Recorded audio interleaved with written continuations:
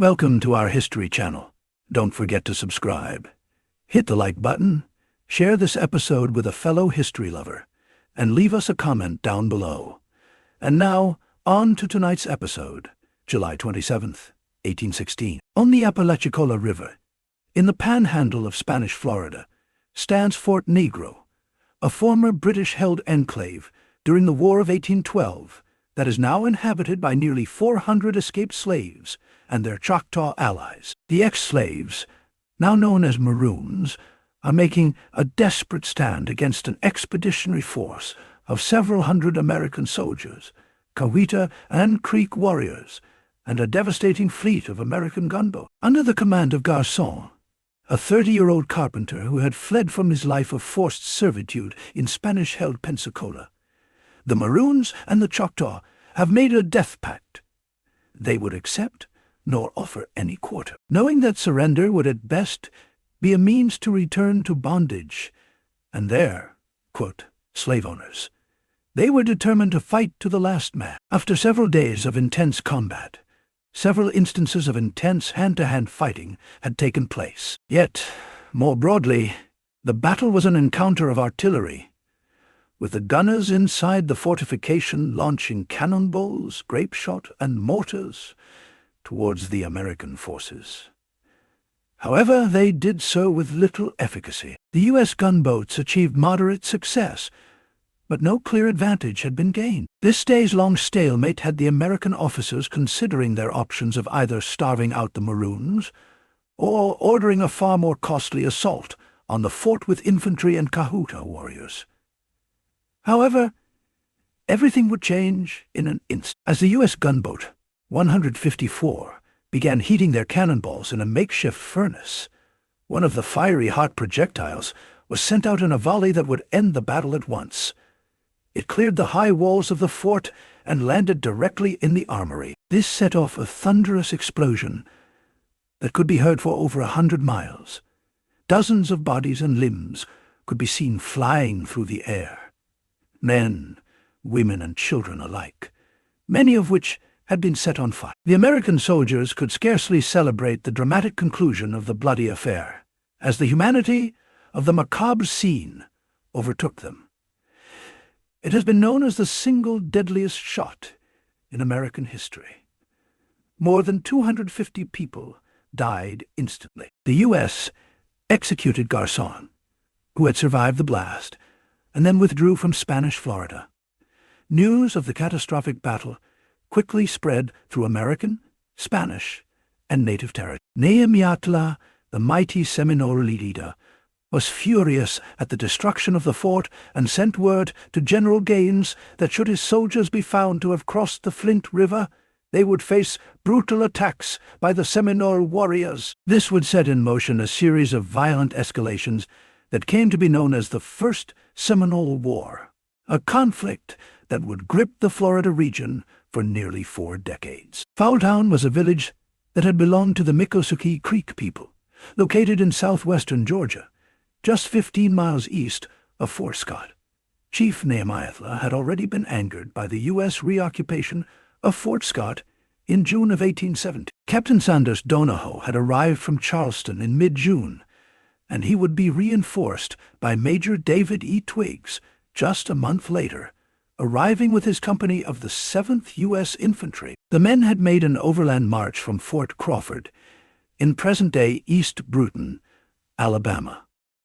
Their heavy supplies were shipped on the water by way of Mobile. The movement of the U.S. troops was observed with great interest by the collective chiefs that had inhabited the surrounding area. While many men were unhappy with the encroachment of the Americans, one in particular, William Perryman of the Lower Creeks, welcomed their arrival. Perryman harbored resentment towards the Red Sticks over the fact that his brother had suffered when the fort had been burned by Tutalosis earlier that year. Perryman asked Twiggs to hold a council so that the chiefs could express their support for the United States. Major Twiggs would learn of Perryman's true motives just after the council had been held on August 4th, and express his new understanding as such. The object of the chiefs and warriors who attended that meeting was to have a talk with the commanding officer.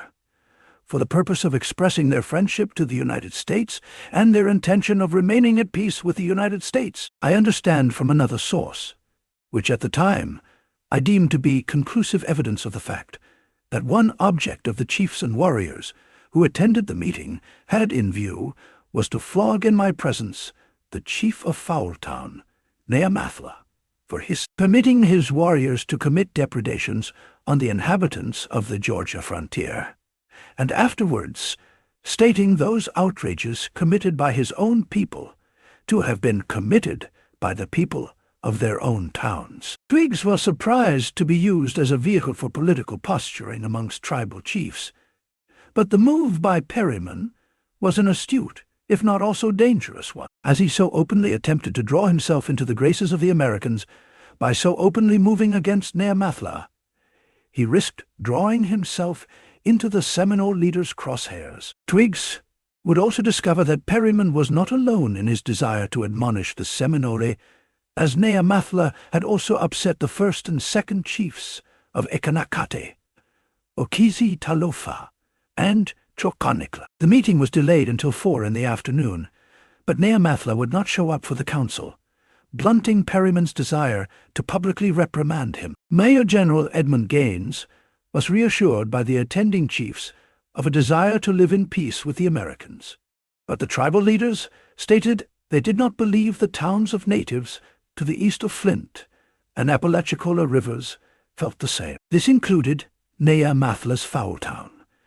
Gaines demanded that Miccosukee surrender the warriors responsible for killing white settlers along the St. Mary's River. Major Twiggs responded to Gaines, tempering the expectations for cooperation.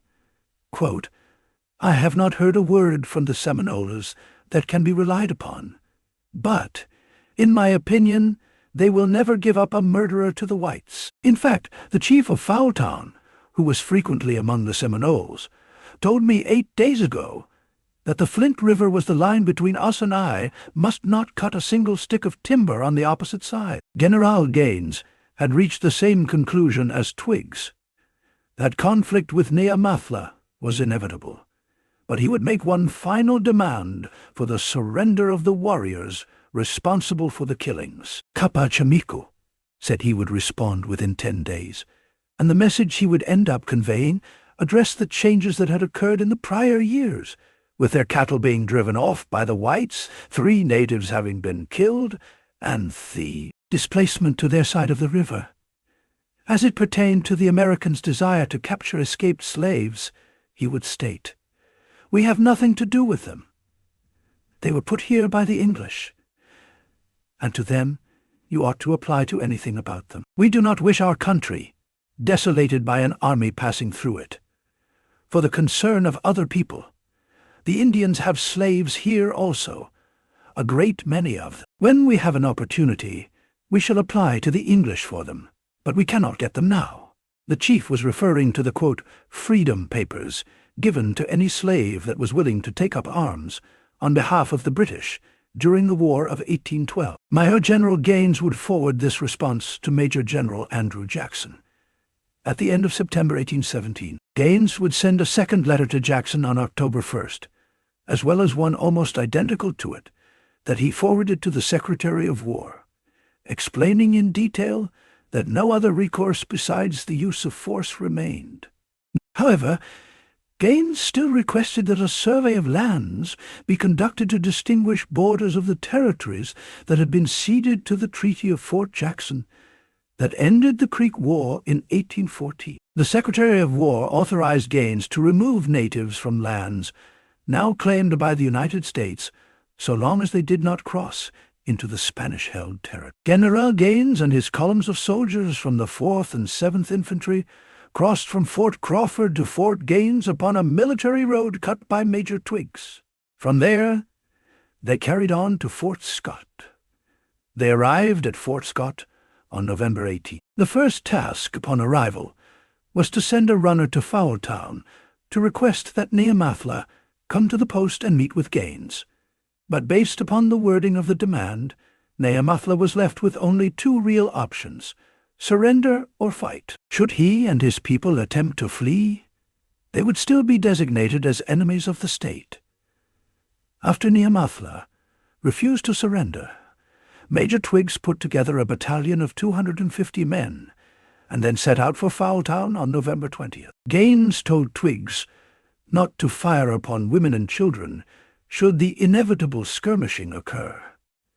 Twiggs and his men would cross the Flet River by boat and canoe, then turn back to the east to arrive at Fowltown just before dawn. Captain Hugh Young, an army topographer, had written a description of Fowltown that curated accounts from several officers who had visited. Fowltown, the last settlement of these Indians, was 12 miles east of Fort Scott, in a tolerable body of land. They had between 30 and 40 warriors, and their chief, Neamathla, was a man of talents and courage, although in character they were perfidious, cowardly, and mischievous. Neamathla had not been expecting any attack to come from the U.S. troops, and no warriors had been placed to defend the settlement from a surprise incursion. Thus, Twiggs had approached Fowltown completely undetected. Once the presence of the Americans had been discovered, the natives fired upon their lines. The soldiers returned fire, launching a single lethal volley into the village. 4 Seminole warriors and a Seminole woman were killed in the opening exchange. Observing that he had been taken by complete surprise and was outmanned and outgunned, Neamathla quickly ordered the evacuation of all his people from Fowltown to a nearby swamp. Twiggs returned to Fort Scott with his battalion just after daybreak. The town was not razed, but rather left intact. A letter to Neamathla from the British was found in his home. The certificate read that he, quote, had always been a true and faithful friend of the British. General Gaines would send Lieutenant Colonel Matthew Arbuckle and a large contingent of men back to the town just 2 days later.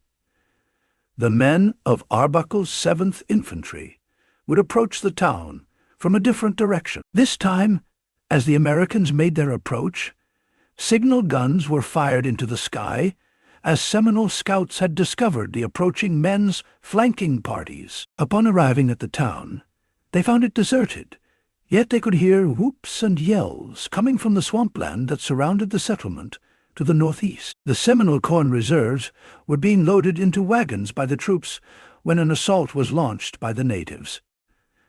The surprise attack was recounted by the Americans. Quote, the loading of the wagons was done when the Indians, 50 or 60 in number, were perceived advancing by the sentinels posted in the swamp and fired on. The fire was instantly returned by the Indians who, giving the war whoop, advanced rapidly towards our lines. Parties were immediately detached to take possession of the houses between our position and the swamp. A spirited fire was then kept up for 20 or 25 minutes when the Indians returned into the swamp. The native warriors could be seen traversing the open ground during the attack, and no less than 8 were observed killed, while several more were gravely wounded. Arbuckle was surprised by the intensity of the attack, in particular that the natives faced odds of no less than 6 to 1. But the American lieutenant colonel failed to understand how vital the corn reserves were to the people of Fowltown in surviving the coming winter. The Americans retreated from the town, and Neamathla and his warriors fled deeper into the swamp. The U.S. troops marched north to Burgess Bluff and buried their lone casualty, a musician named Aaron Hughes. There they began construction on a new fort. Arbuckle would name it Fort Hughes, after the fallen soldier. The U.S. Army raids directed at Fowltown were objective failures. They did not succeed in removing the inhabitants from the lands ceded in the Treaty of Fort Jackson, or in capturing Neamathla. What the expeditions did succeed in doing was unifying the Lower Creek, Seminoles, Black Seminoles, Red Sticks, and Mickasee together in anger at this aggression from the Americans. The natives' reprisal to the U.S. Army's Fowltown overture would be one of the most horrific massacres ever carried out upon American citizens in the barbarous history of the American and native affairs. But that grisly tale, and the many battles to come in the bloody and enduring Seminole Wars, are for tonight other stories for other times. Thank you for joining us on this episode of History at the OK Corral. Be sure to click the like button, share this episode with a friend, and become a subscriber. Also, if you'd like to support our work and gain early access to episodes, as well as ad-free viewing, you can become a member of this channel by clicking on the join button below, or click in the description below to become a member on Patreon. Thank you again for watching, and we'll see you next time on History at the OK Corral, home of history's greatest shootouts and showdowns.